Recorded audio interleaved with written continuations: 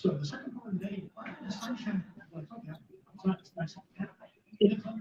evening, ladies and gentlemen. Welcome to another edition of From the Chair, where inclusion matters, with your hosts tonight, Pat and the Flying Forehead, Nathan Noss. And their special guest is referee Youngblood. We'll get ready to start here in a couple of minutes.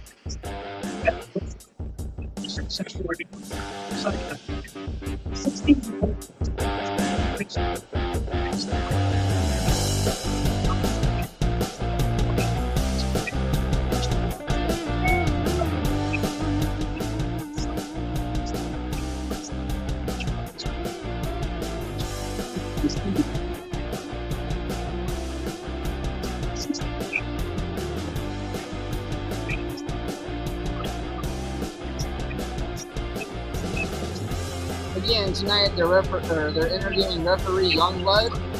The question is, will we see more than just a forehead? Will we see those beady eyes?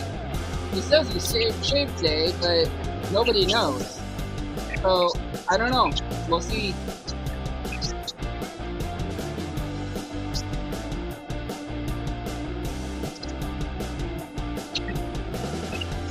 Oh, now look at him trying to be cheesy over there and bring those eyes up so everybody can see. Nice try, Mr. Forehead.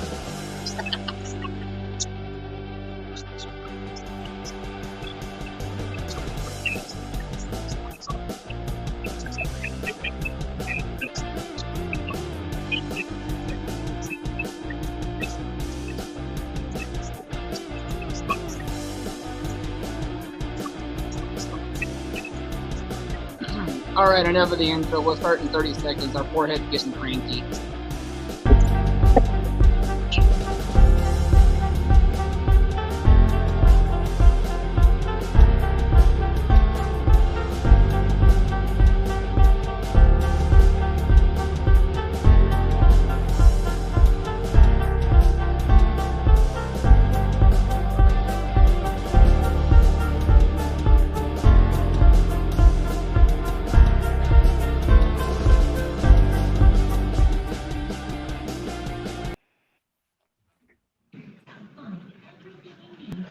Hello, everybody. Ado, here's the talking forehead. Hello, everybody, and welcome to the show. Thank you, Mr. Youngblood, for being on tonight. Thank you. My pleasure. Our first question is, what got you involved in wrestling, and did you always want to be a referee? That's a great question. So I'm 58 years old, and I think my first time watching wrestling, it was about 1970. So I was about 5 years old at the time. So Tampa, Florida, Florida Championship Wrestling, Gordon Soley, commentating everything. Ever since then, just like any kid, you're jumping off the bunk beds and things like that. So you're always, playing like a wrestler and mimicking what you see on TV.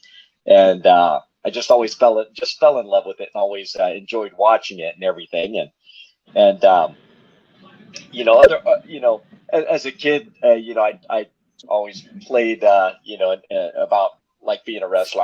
I wasn't one of those kids that, was jumping off the roof of the house onto some mattresses in the backyard or anything like that. I think I was a safer kid for some reason, but I spent more time on skateboards and bicycles. But as I got older, I kept on watching wrestling and everything, and got to a point here, kind of recently, where I said, well, I was helping setting up and tearing down rings and stuff like that.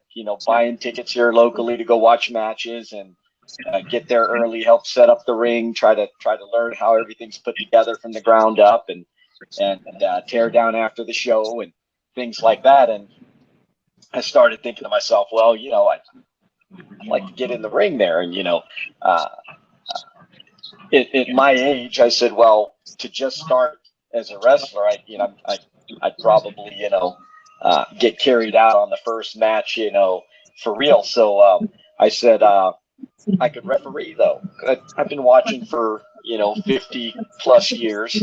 I know the rules, know the calls, know the hand signals and things like that. And I come from a background. I'm a retired military, law enforcement background, and firefighter and those type of things. Like I come from a background where I yell at people a lot, and tell them what to do and stuff like that. So and enforce rules and regulations and those kind of things. So I felt that refereeing would be a perfect thing for me to slip into, to where I could actually participate, in the sport and climb in the ring and try to add to the entertainment factor for everybody.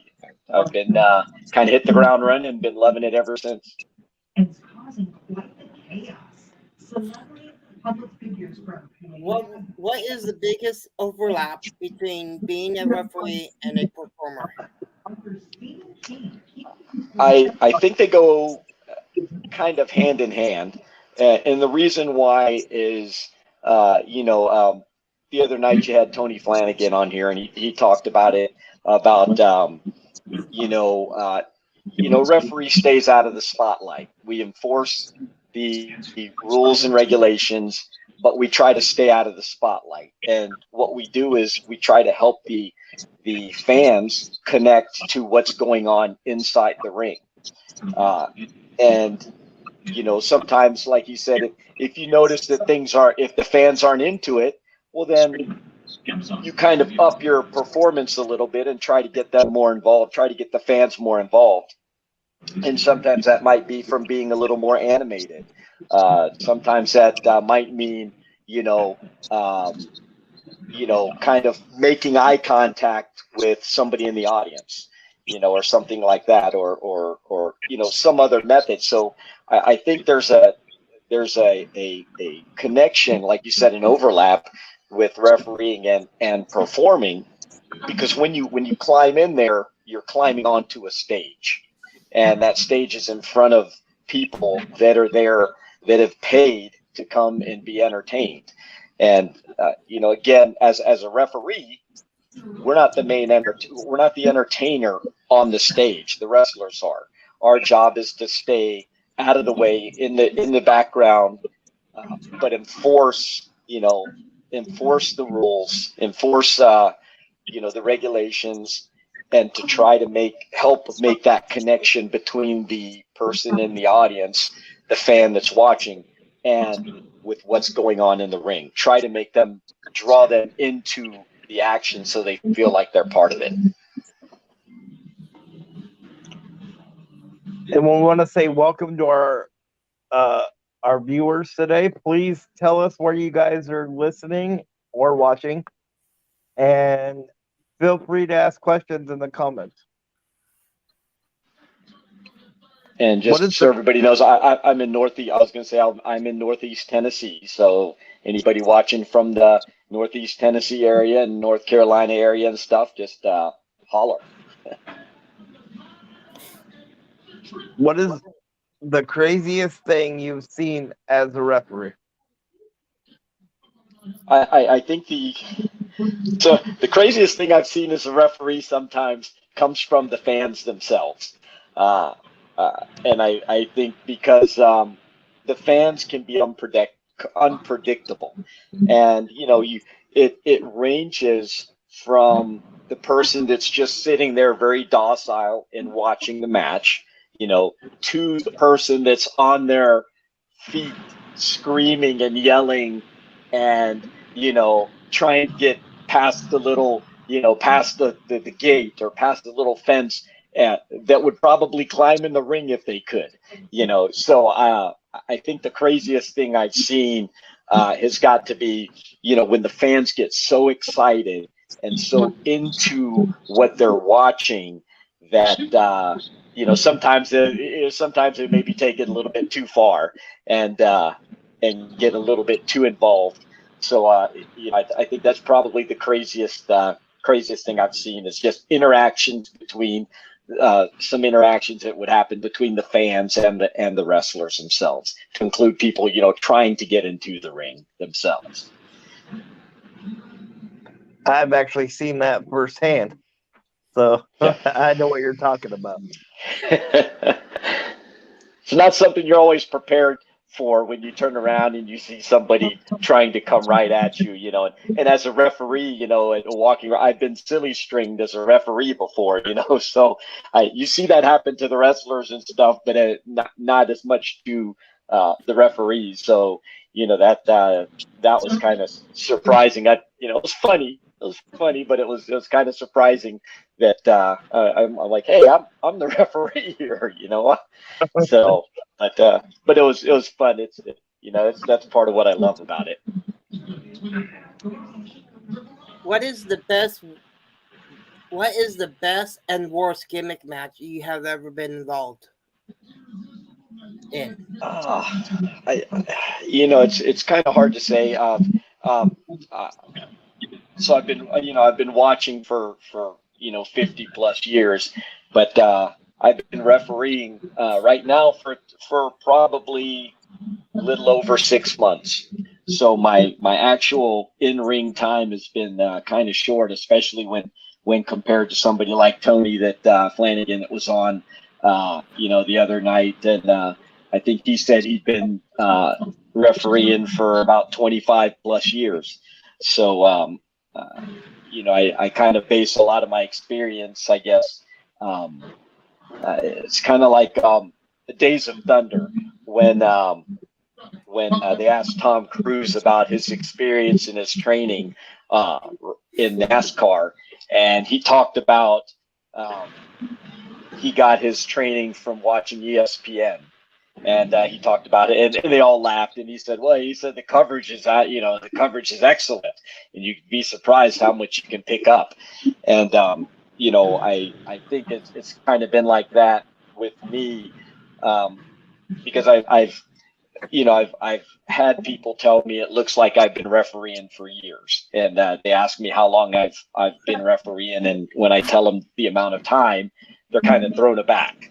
So it's kind of hard for me to say what's the kind of craziest gimmick match that I've been involved in.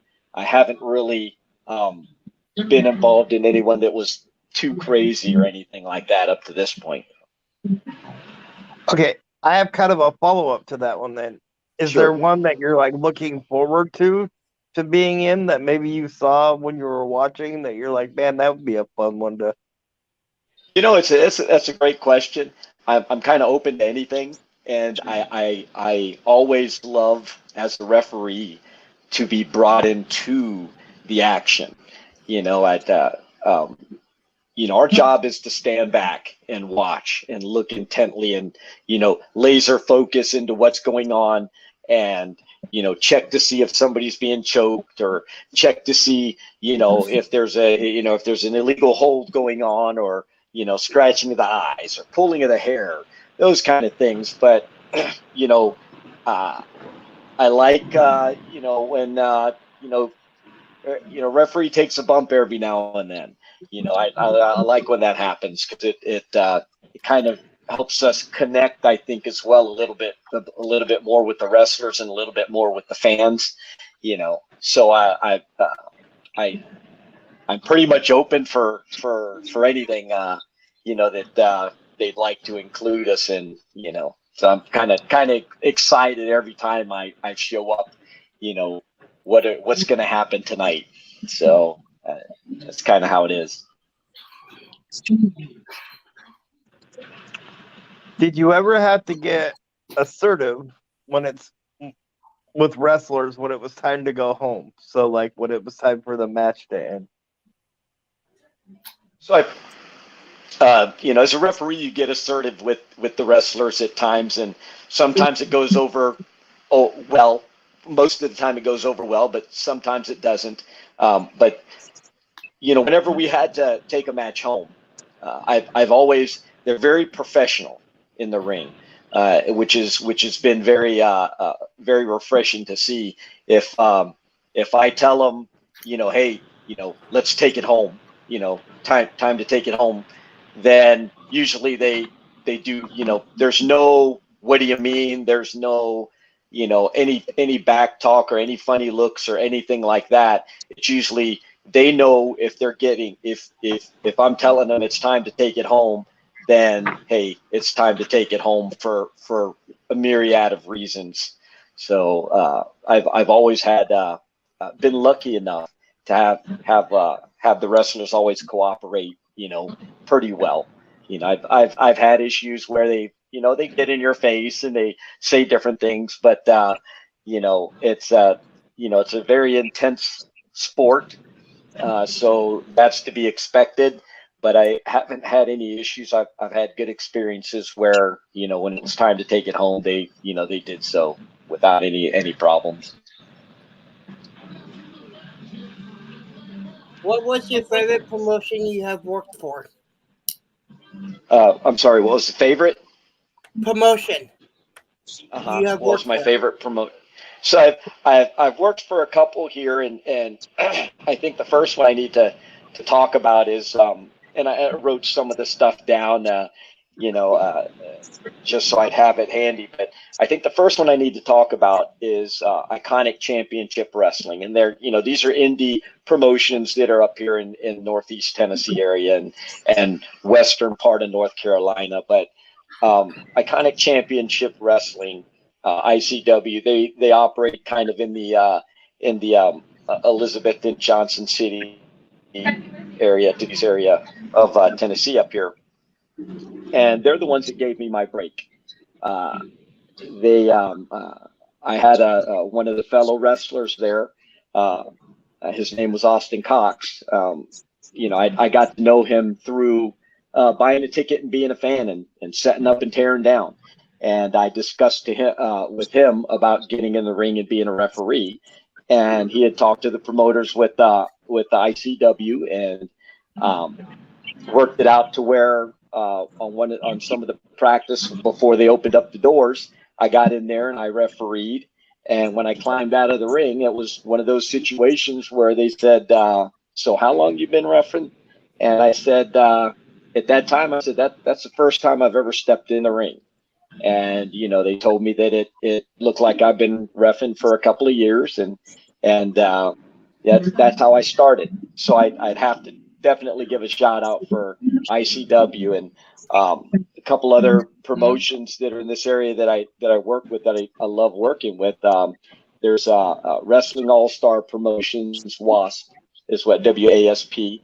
They're mostly out of Mountain City, Tennessee. I've worked with Rated R Wrestling up in Kingsport, Bristol area.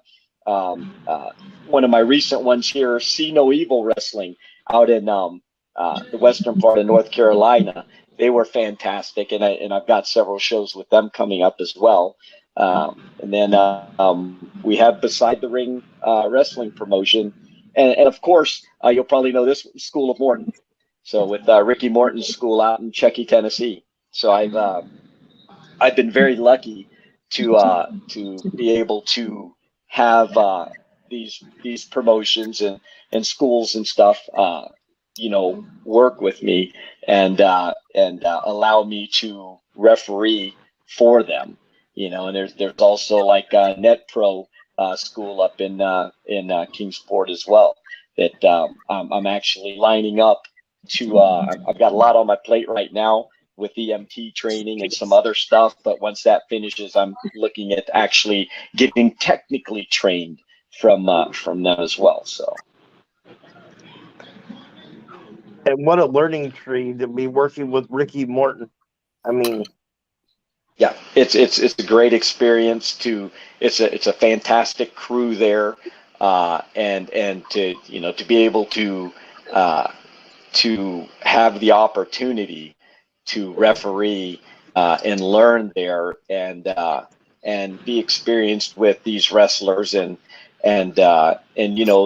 there's been some NWA wrestlers that have come through School of Morton there out in Chuckey. So, it's a lot of possibilities come out of that place, a lot of professionalism.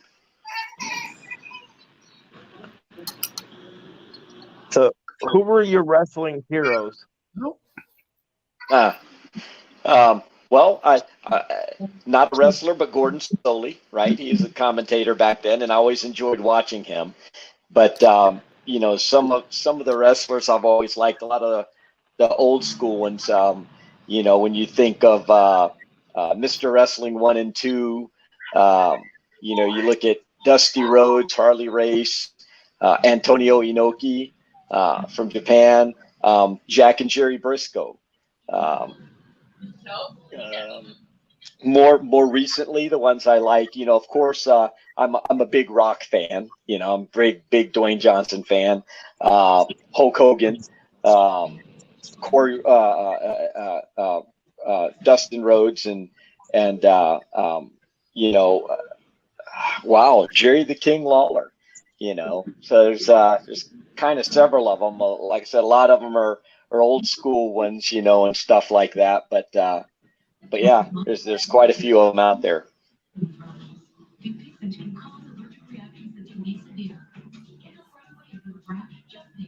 My favorite snack is a cookie. What is your favorite snack or cookie? Oh, my favorite junk food snack is red velvet cake. Probably. I'm a big red velvet cake or German chocolate cake fan. But cookies, chocolate chip, or Oreos. I love double stuffed Oreos. Although the double stuffed Oreos nowadays are like the thickness of single stuffed Oreos back in the day. Like everything else, the packaging gets smaller and the prices get higher. So, but yeah. Speaking of that, good job, Mr. Flying Forehead. Here's your cookie. Well, thank you. I've had red velvet cake before, and it's really delicious. Oh yeah, it's my favorite. If you could work any of the major promotions or top indie promotions, which one would it be and why? Well, I'm a big fan of NWA. Big fan of Impact, AEW, probably. I don't know about. I think a lot of people say they want to shoot for WWE. I don't know if I have that in my vision. And a lot's changed, of course, with the company now. But even before, I think I've always been more on the mid-level promotions. I think like NWA and NWA because that's what I grew up on.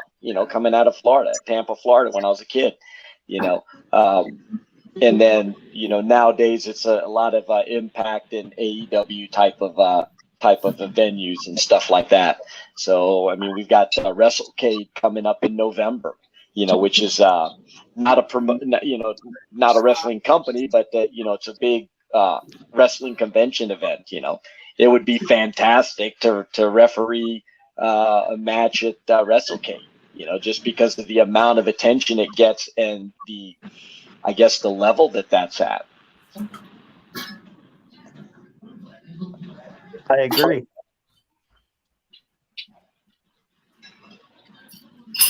So, yeah, and like I was saying before, we have some people from the NWA coming up. So, yeah, that I can't wait to watch that. That's going to be awesome. Awesome to watch that. I know you guys are excited about that. So, that took a lot of wheeling and dealing, by the way, too. So, I bet you did.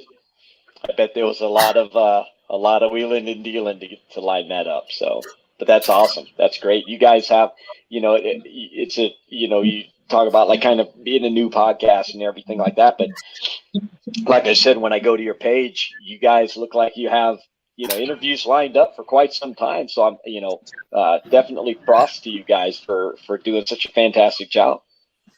Well, thank you. And I guess I'll make the announcement now. We're officially booked out until the month of August now. There you go. That's awesome. That's fantastic. We know some promotions referees have done many jobs besides refereeing. What other job have you done in a promotion?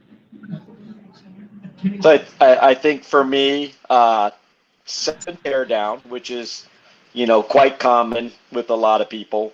Uh, I've done that even at my age, and I think it's kind of funny because, if I'm out there humping iron and, carrying, the heavy stuff, and the younger folks can't really sit around and watch, and let the old man show them up, or I let them know. I'm like, hey, come on, I'm 58 and I'm doing this, get off your rear end. You guys gotta do this and carry some of this heavy stuff, you know.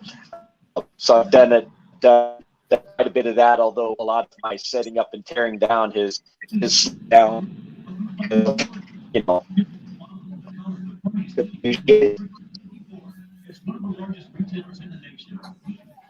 Oh, did we lose him?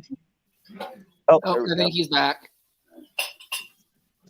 There we go. We got you back. Trying to decide if you guys lost me or I lost you. Nope, we're back. Can you hear us? Are you there? Can you hear us? Okay, we're back. Did y'all lose me? Is that what happened? I think so. Yeah, we lost you for a second. Okay. Okay, like I said, the signal up here is unpredictable up in the mountains, but yeah, I've done setup and tear down, and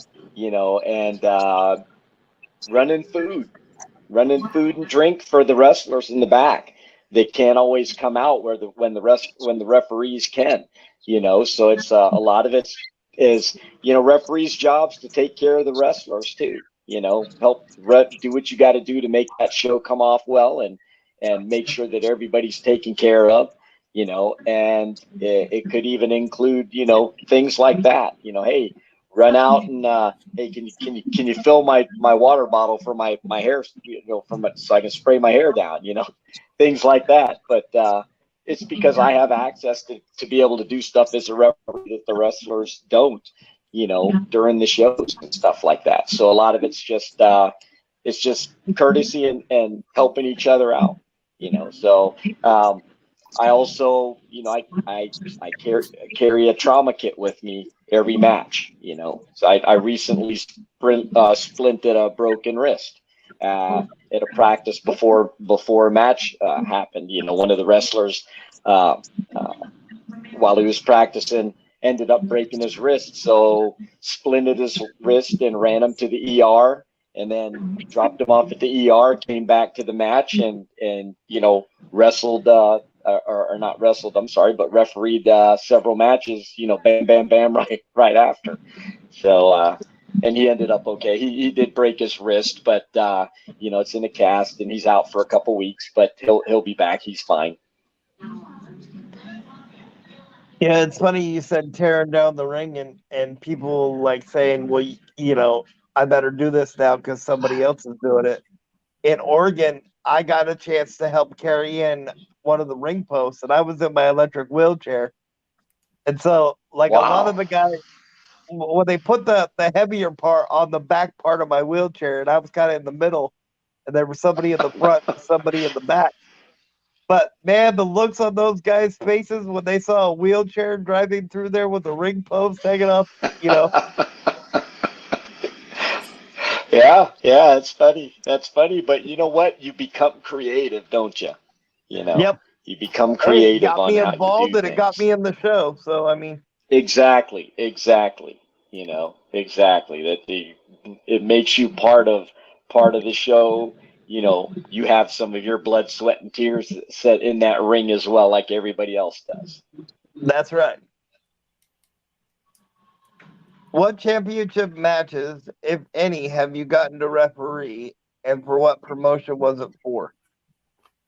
So, all the independent smaller promotions, they all have their championship belts, for different divisions and excuse me, their different heavyweight titles and such. So I have been lucky enough to to do belt matches for several of the promotion. ICW, I've done several of their belt, their championship belt matches.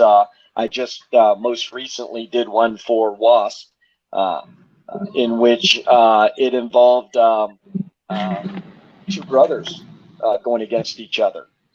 So that was quite an emotional match, as much as it was entertaining. But to see these two brothers battle each other in the ring, over this championship, and then at the end of the ring, embrace still, because they're brothers. In the end of it all, they're still brothers. So, I've gotten a chance to do that and experience, several different belt level championship matches with several of the indie promotions here.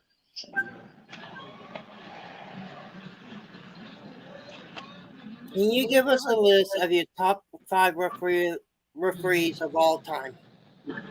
So I started to make a list of that, and was thinking about it, and gotta love the Hebners, right? Gotta love the Hebner brothers. There's I don't think there's ever been or will be on that level of entertainment. There's several different things you look at, but gotta love the Hebners. So I think they rank right up there. And Mike Chioda. I like Mike Chioda. He was fantastic. Right now, Daniel Spencer, and he's with Impact. Fantastic referee that I love watching. I'll take some heat rounds for this one, but I'm an Aubrey Edwards fan. Okay, so I like I like her refereeing style. I like watching her referee. She takes a lot of heat from people about is she too much of a is there too much showmanship or anything like that? You know what? We're in an entertainment business, and the referee's job is to stand back and stay out of the limelight. And the attention is on the wrestlers. But sometimes, especially if you're a female referee, you're an oddity automatically. There's not many female referees around. So just by the fact of stepping in with a zebra shirt on as a female, into that ring, that brings a spotlight on you, whether you want it or not, whether you stand in the corner or not. So I kind of, I've always been just a fan of her as well. Tommy Young's another one I wrote down. But yeah, so but I think at the top for me is always just the Hebners, So. Speaking of Aubrey, Tony and a lot of us got to go to the AEW in Portland. Oh my God, she was cheered from the floor to the roof. Yeah. So, and isn't it about the fan experience, right? And that's what I look at. It's about the fan experience. So, people can, put heat on her or anything like that, or say what they want about her, but I enjoy watching her referee. I enjoy watching her in the ring, and clearly fans do as well. And that's in the end, that's what it's about. It's about entertaining the fans. Absolutely. So before we ask our next question, we'd like to thank our first sponsor, which is the CARE program, which stands for Community Action Reaching Everybody. And if you're interested in that program, you can contact Becky Bernhardt on Facebook. When you work for a promotion, does that promotion pay for your gear, or do you have to supply your own? So I've bought my own stuff. I've bought my own, slacks, wrestling shoes. I have 3 different pairs of shoes that I wear. 2 of them are Reebok high top black tennis shoes, high top sneakers, and I usually use those for outdoor matches. and then I have a pair of black Adidas wrestling shoes that I use for indoor matches. And I've got several slacks, several zebra shirts, undershirts, black compression undershirts I wear underneath. I got black compression shorts, because one thing I learned is always have black underwear or black compression shorts in case your pants rip. So, that's one thing I learned from watching a lot of videos and interviews and stuff with referees. And I also wear sleeves, the black sleeves, compression sleeves on my arms. And that's because heck, I'm 58. My skin is kind of thin on my body, so when I go slide, I'm one of those referees that like to run around and slide and lay down and count and get up there and get my face down there to see if I can make sure that the shoulder's down or up, sliding my hand under the shoulder and stuff. With doing that, you get a lot of mat burns from sliding around like that. So I found that wearing those sleeves kind of helped save me from that happening. But all the gear I've had, I've bought myself. So, I wrestlers spend thousands of dollars on their gear.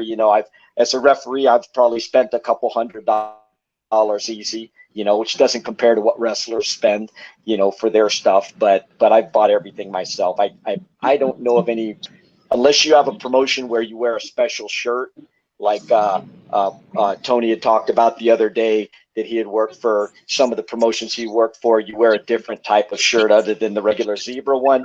In those cases, they provide those shirts from as far as I know. But your standard ref gear, black belt, black pants, zebra shirt, black socks, black shoes, all that. I've paid for all that myself. Hey, Flying Forehead. Big Money Dodge says you forgot to use him as a sponsor. Step it up or you're fired. I haven't seen the money yet, and Monopoly money doesn't count. I didn't know if I was going to have to start counting right there, give him a 10 count to get that promo out. So.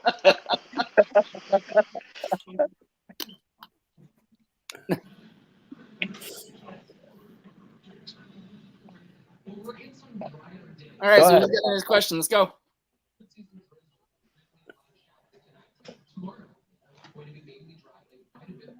Pat, you got the next question. No, you don't. No, I don't. Do I? Yeah, you do. Like Big Money Dodge says, time is money. Let's go.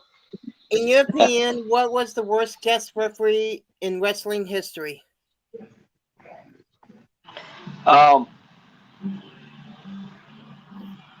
It's I can't pinpoint. I know the some people had said before Snoop, but I love Snoop. I'm a big Snoop fan. So especially the way he jumped in and ad-libbed right at this last WrestleMania, I thought he did a fantastic job. He wasn't refereeing, but the way he jumped in to help serve WrestleMania in the show and everything. But the one thing I don't like as a referee is when you have the wrestlers act as special referees. And the reason why is because it takes all the attention away from the wrestlers and puts it on the referee.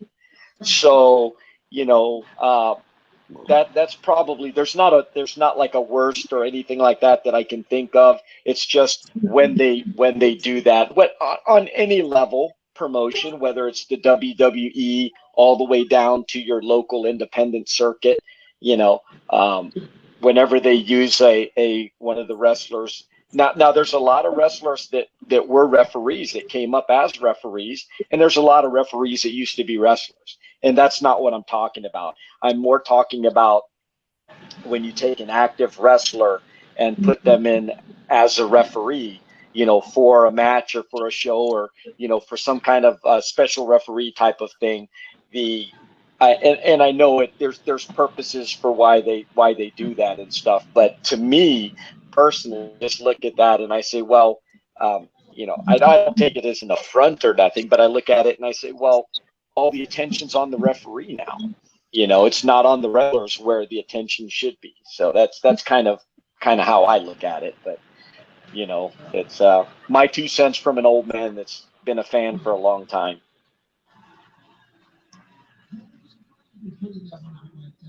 Have you only refereed in the United States, or have you been to other countries? I've only refereed in the U.S. I've only refereed in Tennessee and North Carolina, but I do have a passport. I put out on my Facebook page, you know, that I'll travel anywhere if they pay for my travel. I'll go to Japan. I'll go to Germany. You know, in my current job and everything, I have a lot of vacation time. I got more vacation time than I got vacation. So, you know, I'm willing to travel anywhere, but I've never been as a referee out of the United States. I've been to 38 different countries, courtesy of the U.S. government, but I've never been outside of Tennessee and North Carolina as a referee.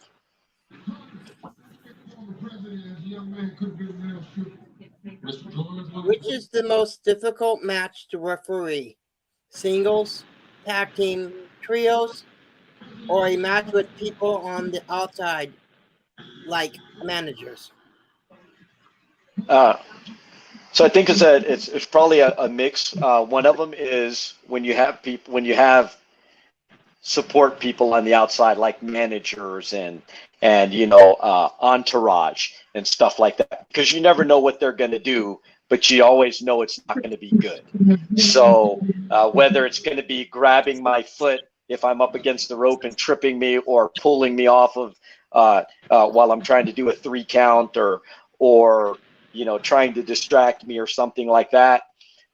So those are difficult whenever there's somebody on the outside of the ring, just because that's an extra person now that you have to watch that's not on the same plane as you, you know, that are on the ring. Now you got to look down and watch that person that's on the ground, make sure they don't get up on the apron or anything. But as wrestlers, I think the toughest one I've done was a 6-person tag match, you know, 3 and 3. I've done the fatal 4-ways, you know, and stuff like that, which a lot of that is just back up and get out of the way, you know. But the 6-person, you know, 3 and 3 tag matches, those are really tough, because, you know, you're watching the 2 that are in the ring while the 4 that are outside the ring want to get in the ring. And, you know, when you're looking over here, they're coming in over here. And when you're looking over here, they're coming on over here. So you're, you know, I only have 2 eyes, but I got to have 10, you know. So I think those are probably the toughest ones.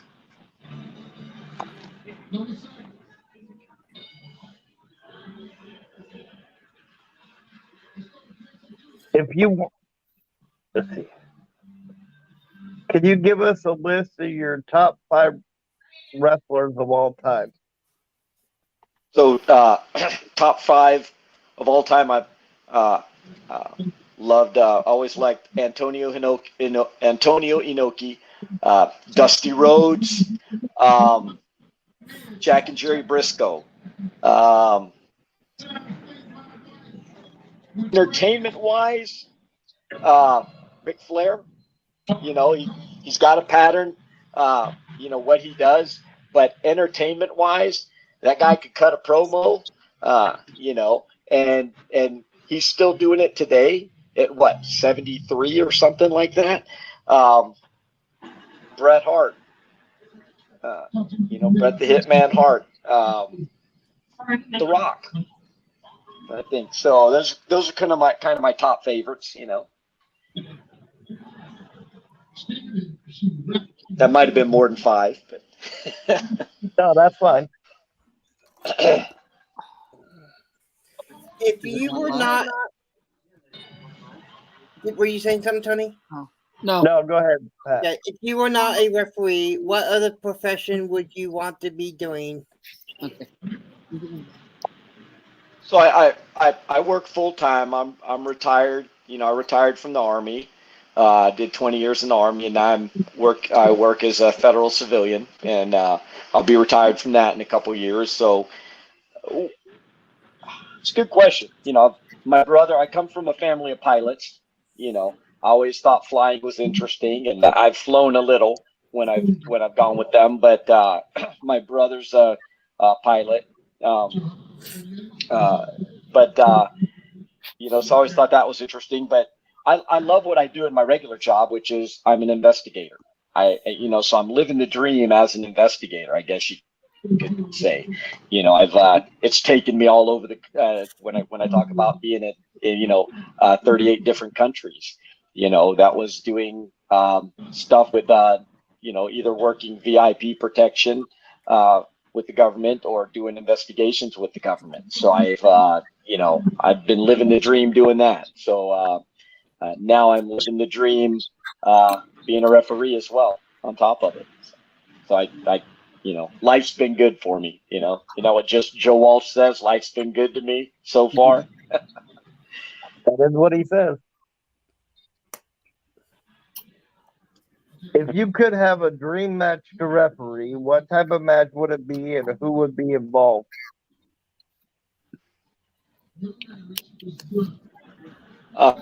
Good question.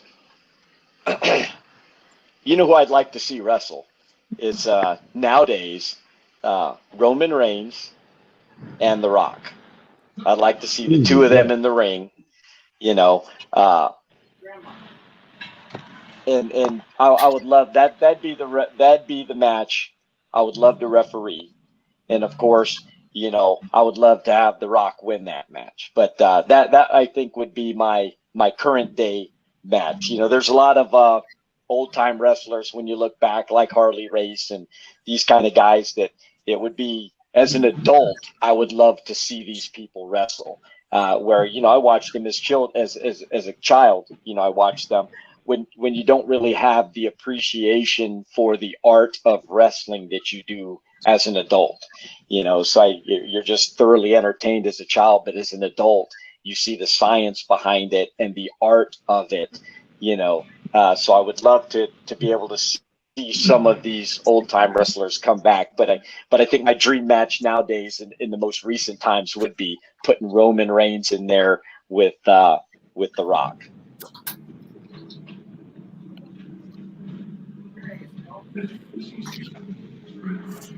Who would be on your Mount Rushmore of wrestling for referees? For referees? Yes.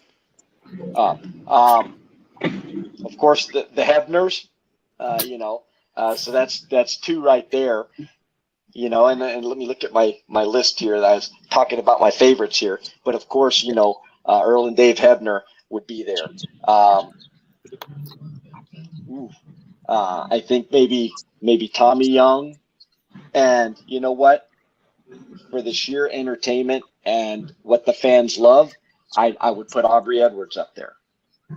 Because she's probably one of the most popular referees that's out there right now.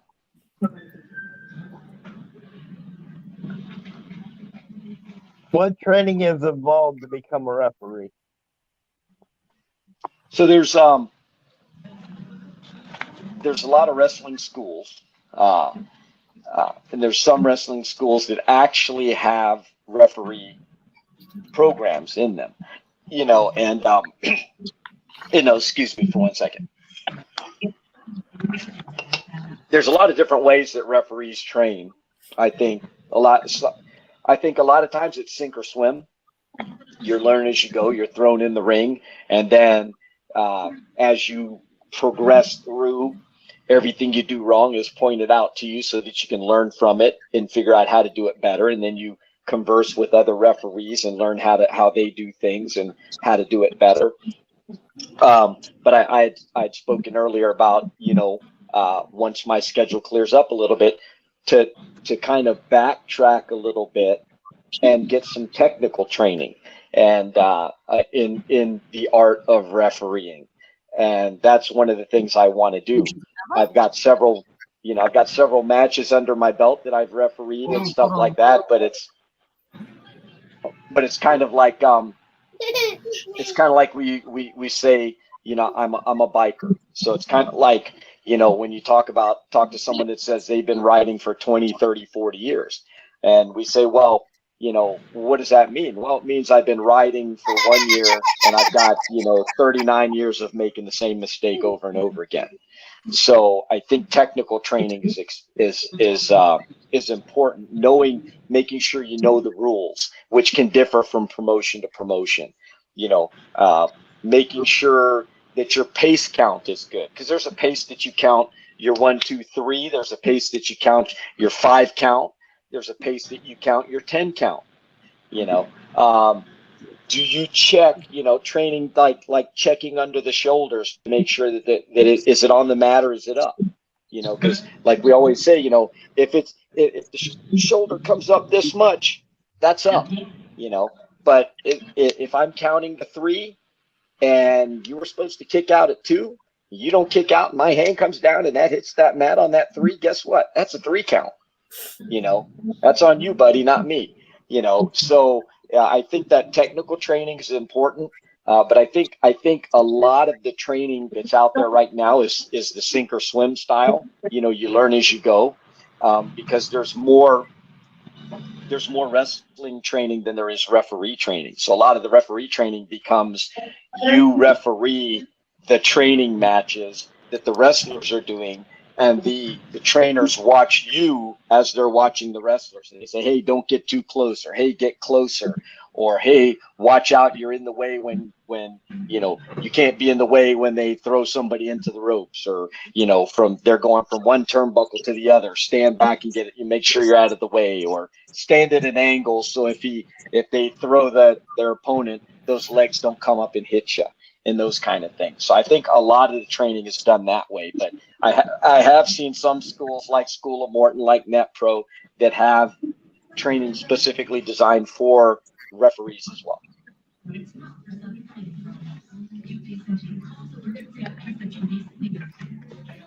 What mark would you like to leave on the wrestling company or community? Positivity.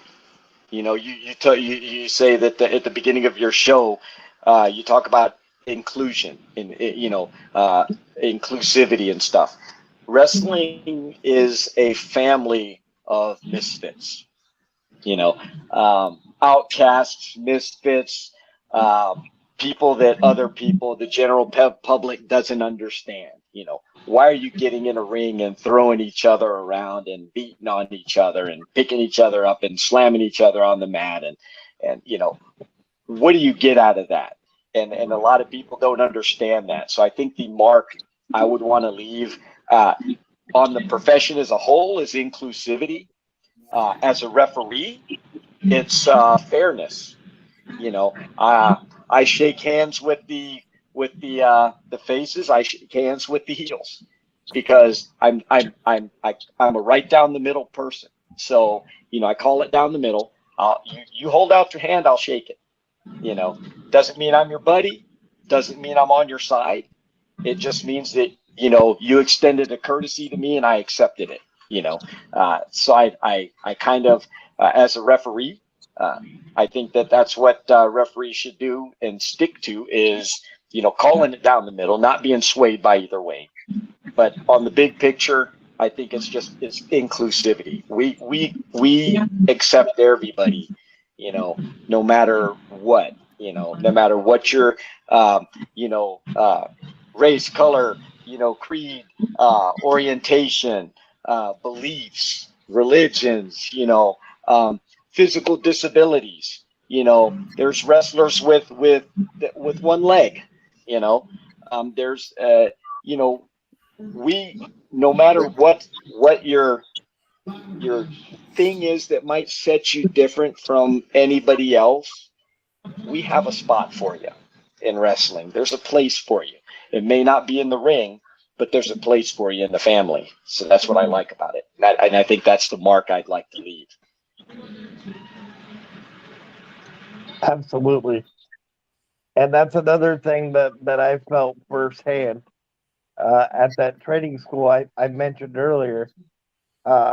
They could have easily told me in a wheelchair, you know what, you can't get in the ring because they were still doing kayfabe back then, right? And so they could have easily said, you can't get in the ring, so this will be your last day here, right? But they made me feel like you said, like part of that family, and Yeah. One of the indie shows I went to, the wrestlers, uh, uh, part of his entourage, it's one of his friends, um, was quite disabled in and chair. But what his part was, show. Okay, I'm back. His part in the show was the wrestler would stand on the back of his of the wheelchair, and he would drive him in to the ring on the wheelchair. So he was part of the show. Yep. There's a spot for everybody, and his spot was bringing in, that wrestler from the locker room out to the ring, and it was fantastic. The crowd loved it. The crowd cheered him. He has his own fan base. So there's a spot for everybody. So if you could book one match as a booker or promoter, what type of match would it be, and who would be involved, and who would I win? think that'll go back. I think I'd have to revert back to it would be that singles match, and it would be Roman Reigns and The Rock. I think that would be my match right there. And of course, like I said, if there was no time going back where I could go back, I would, I would love to see Antonio Inoki fight, wrestle as an adult. Ricky the Dragon Steamboat. I would love to see him wrestle as well. But I think that one key match, I would put Roman Reigns in there with The Rock, because I would really be interested as a fan, the fan side of me. But I would love to ref it. But as a fan, I would love to see that, to see how that transpired in the ring, how that happens. So as the booker, who would you put over in that match? The Rock. The Rock. Yeah. I think technically he's a better wrestler. So, not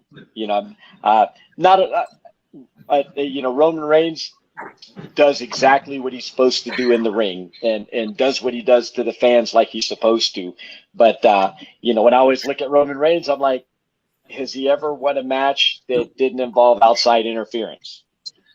So I think technically, The Rock is a very showman type of person, but he gets in there and he wrestles, and he might not have all the technical moves and things like that, but he gets in there, he's the Brahma Bull. He gets in there and he fights just like, Steve Austin. He may not be the technical guy in the ring, but he gets in there and gets the job done. But yeah, I'd put The Rock over.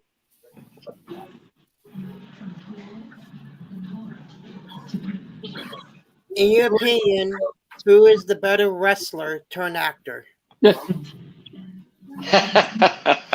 Yeah, so there's, we talk about John Cena, we talk about The Rock, we talk about,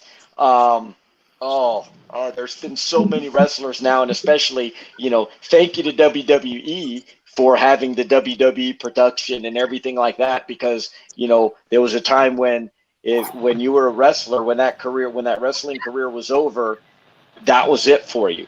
And one of the things that WWE did was help wrestlers have some type of path other than in that squared circle alone.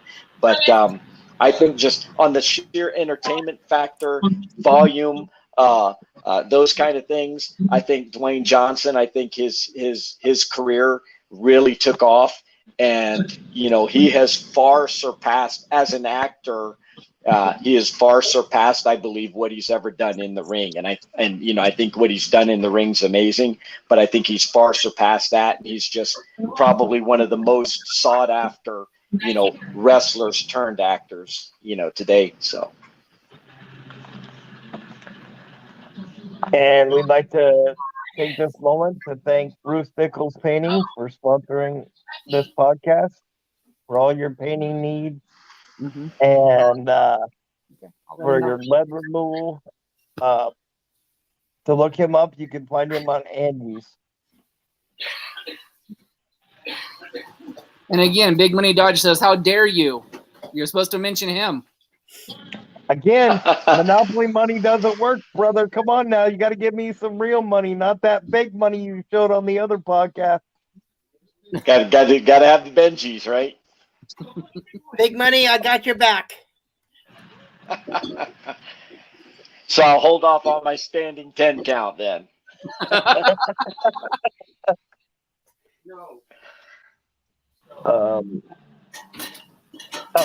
Yeah. In your opinion, what is the best wrestling movie? Ooh.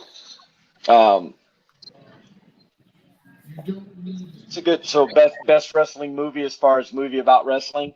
Wow. I don't know.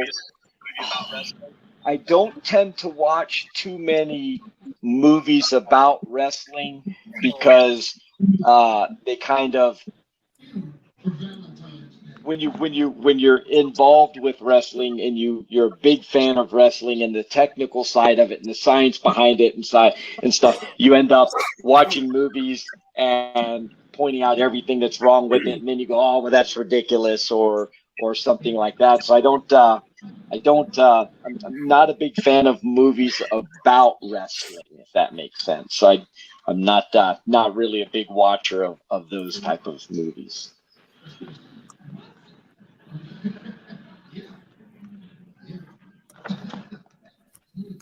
What about you guys? What do y'all think? My Y'all have favorite any- wrestling movie was The Wrestler with That's probably the most realistic movie about wrestling was The Wrestler. Now that you mention it, that I think out of all those kind of Hollywood hype movies, I think The Wrestler took the drama of what happens to that 70s, 80s, 90s wrestler where they are today. If they didn't have that big Hollywood career or something that took off, this is what happens, and I think that drama of it's very realistic. and I think the TV series that did the same thing was Heel off of Stars with Stephen Amell. And Okay. the, I haven't seen that. Mine has to be Beyond the Mat. I've seen that as well.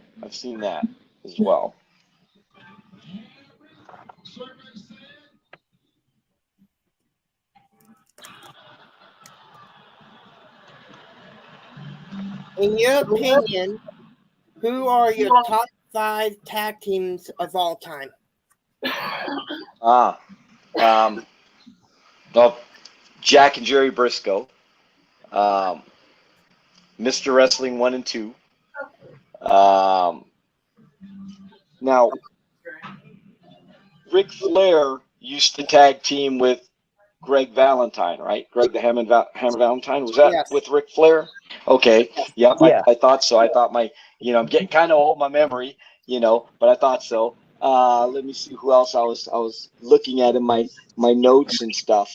But I think those are probably my top ones I can think of, was especially going back in the old days, Jack and Jerry Briscoe, Mr. Wrestling 1 and 2, Ric Flair and Greg the Hammer Valentine.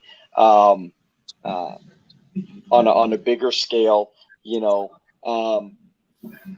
trying to think of some of the factions that have joined up where it's more than just tag team, where it's kind of like where you have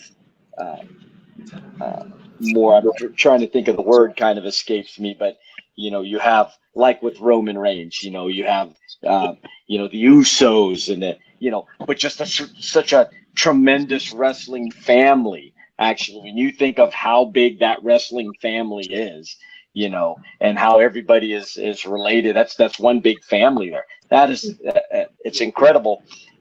And I'm also like one of those where I say, hey, like them or hate them, they, you know, if they're fantastic in the ring and, excuse me, they get the fans going, then they're doing what they're supposed to do. Love them or hate them, they're doing what they're supposed to do. You know, so even though I'm not a Roman Reigns fan, as I said, but personally, you know, but what they do as the Usos, you know, is exactly what they're supposed to do. They're supposed to rile up the fans, and they're supposed to get them to be excited and stuff like that. So I think they, you know, they do exactly what they're supposed to do, and they're very good at what they do. So yeah.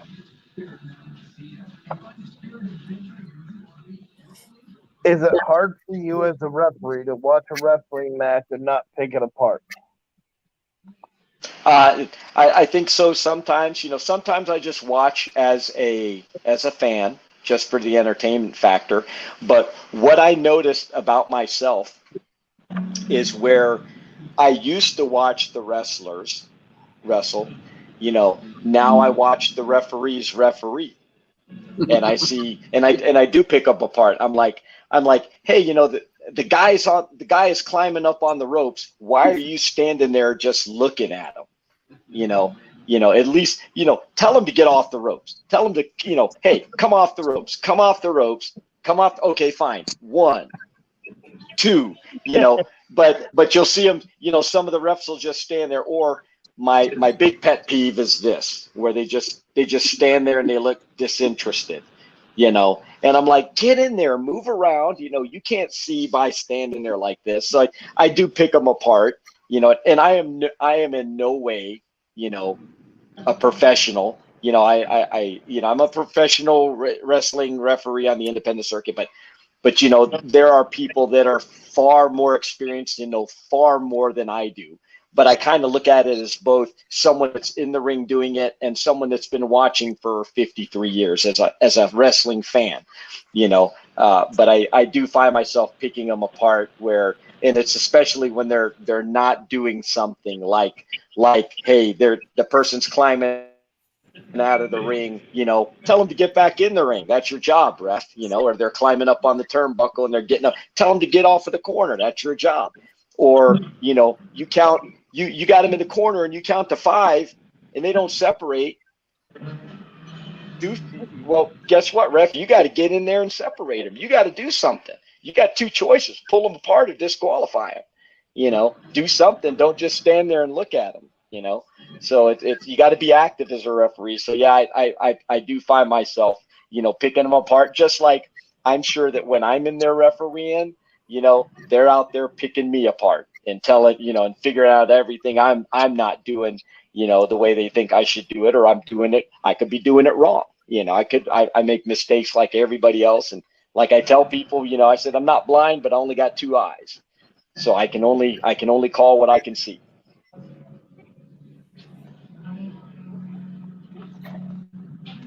Have you ever been to a wrestling show that was sold out in the back? So, I've been to shows that I've been to shows with 10, 15 people, and I've been to shows with what I'd figure was probably about 200 people. You know, I haven't been to the huge shows yet. You know, fingers crossed that those are coming. You know, but you know, I've been to those shows where everybody in the locker room is just huddled around that curtain, you know, trying to get a peek through to see what's going on out there, to see who's in it. You know, there's a big match going on in that ring, you know, and they don't have the advantage that a referee does, where, you know, if I'm not in the ring refereeing, you know, I can step out and look and see what's going on, or I might have to get something that fell out of the ring, or, you know, somebody's robe or gear or something like that, where the wrestlers can't do that. And sometimes those matches are big like that, and, you know, you can't get to the curtain because that all the wrestlers are back there just peeking through, you know, because because wrestlers are just like everybody else. They're fans too. They want to see the big matches as well, you know. So yeah, I've been to several that are like that, where just a lot, you know, the entire locker room, it seems like, is trying to all crowd into this one little alleyway to look out the curtain because they're fans of what's going on outside, just like everybody else is.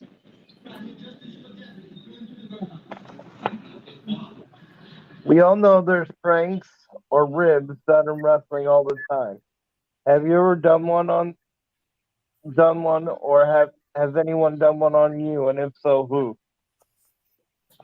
So I haven't done one on anybody. I'm a joker, but I'm not a practical joker, if that makes sense. Not that I mind on that, you know, and but I'm not, you know, I don't really like play tricks on the wrestlers and stuff like that. One, because it eases the tension and helps you relax and stuff.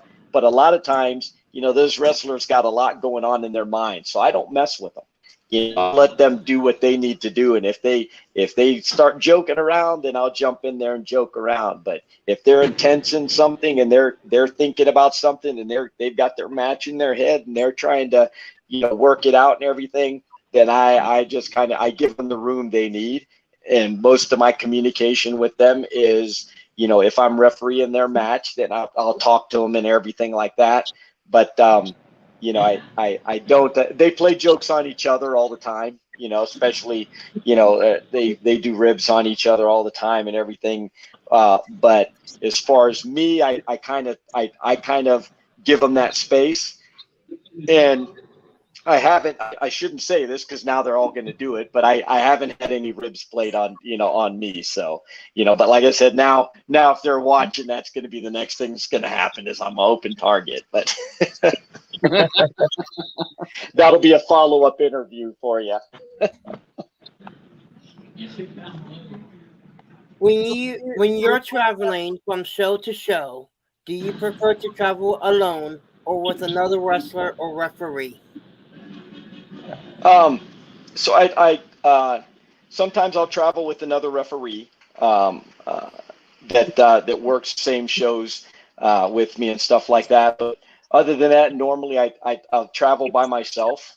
I like the solitude of traveling by myself, and plus, I'm not a drive straight through and get there person like a lot of people are. I'm a stop and smell the roses along the way, you know. So I kind of will meander, and if I want to stop, I'll stop, and I'll, you know, if I want to stay a little bit, I'm like, oh, you know, thrift store, let me go pull over there and see what kind of old stuff they got and stuff, you know. And I'll get there, I make sure I build in time to take care of all of that so I can get there when I'm supposed to get there. But for those reasons where a lot of people want to go straight through, you know, I kind of like to travel by myself, so I don't put anybody else out, you know, on having to put up with my many stops and stuff like that. So plus, the older you get, the more bathroom stops you got to make too. So, you know. All right, before we get to the last question, I have to thank our last sponsor, Big Money Dodge. Yes, you're hired. You're the new I host. wouldn't cash that check that he gave you. It's probably going to bounce. I was going to say, did he just Venmo you or something? If so, I checked the number on that thing to make sure it's a valid account.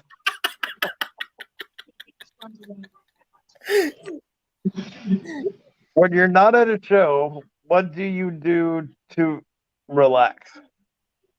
I'm a biker. So if I'm not here, I'm lucky enough to live in the mountains of Tennessee. So I have pigs and dogs and cats, you know, that are a blast to take outside and play with and stuff like that, and have them run around and stuff like that. But otherwise, my stress relief is riding my motorcycle. I'm in a veterans motorcycle group, Combat Veterans Motorcycle Association, and they're a great group of brothers and sisters that I love to ride with and spend time with. So that's a great way for me to relieve stress when I'm not refereeing. So I do have a follow-up question, and I've kind of always wanted to ask somebody who lives in Tennessee. Um, with Glenn Jacobs being the manager now, do you think it's intimidating going into his office? Because if you take him off, he's probably going to shoot the flames up both sides of that desk. Dude, he's more than a manager, you dumbass. He's the mayor. Get it right. Yeah, so I don't I for me, uh, not that I'm anybody special, but I've been lucky enough throughout my career to have met with, talked to, briefed, and been chewed out by some of the highest ranking and highest positioned people, that are out there. So, somebody on that, even though he's on a quite a grandiose level, it wouldn't be as intimidating. I don't think it would be intimidating. I'm just go in there and do what I'm supposed to do. And, hey, if I did it wrong and you're going to chew me out, chew me out. It's not the first time, and you're not the highest ranking person that's done it. So, yeah, I think I think although it would be something interesting, I don't think it would be as intimidating. I think I'm more intimidated by some of the bigger wrestlers that I have to step in between and separate. That's a great answer. So that's all the questions we have. Is there anything you want to promote or anything? So I've got a lot of matches that, you're talking about having people booked through August. I'm booked through August, between northern Tennessee, northeast Tennessee and North Carolina. Like I said, my promotions that I've been working with: Iconic Championship Wrestling, Wrestling All-Star Promotions, WASP, Rated R Wrestling, See No Evil Wrestling, Beside the Ring, School of Morton, NetPro.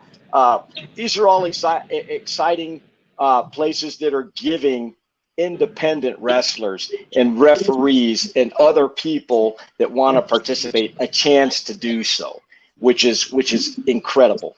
And if you go to my Facebook page, which is Referee Youngblood on Facebook, or I'm also on Facebook as Ramrod, which is RAMROD, Ramrod Daniel. Ramrod's my road name for my motorcycle group, my biker name.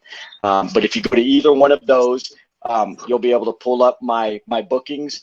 And whether you come to a show that I'm at or another show, just come to a show. See these things, see these wrestlers, because they're putting themselves through a lot of pain and suffering, for your entertainment. And there's a lot of people that are behind the scenes that put those shows together just to bring you out so you can have a, entertaining night. And there's no better way to have some family entertainment out there for the price of less than a movie.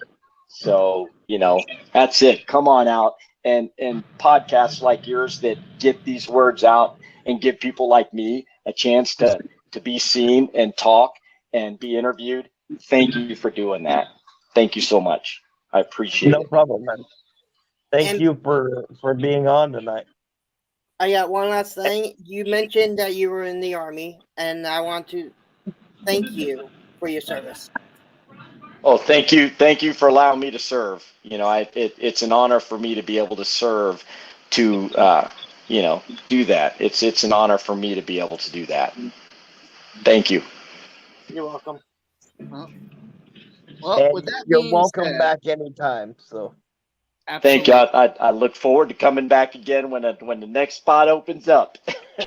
Sounds good. Well, with that being said, I'd like to thank everybody tonight for being on here. And in closing, everybody, please don't have a talking forehead like that. Have your host spayed or neutered. Peace.